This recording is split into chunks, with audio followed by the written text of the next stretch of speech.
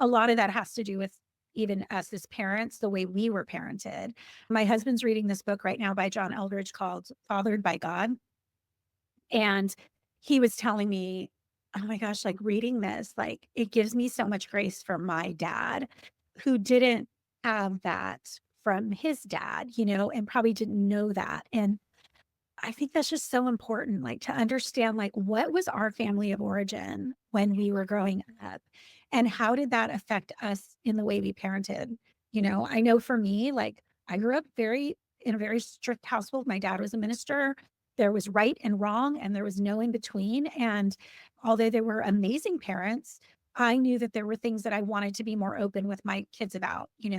My dad ran a drug rehab. So drugs was something we talked about all the time. That was a very open subject, but sex was not.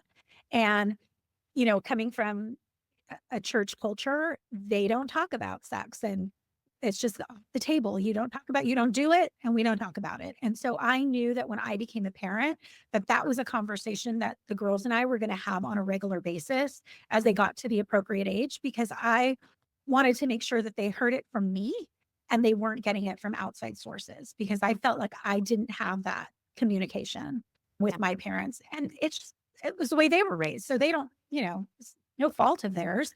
It's just kind of that's what I didn't want to do with my kids. And so I think you get to choose, when Nina has her own children, she's going to probably take some great things that I did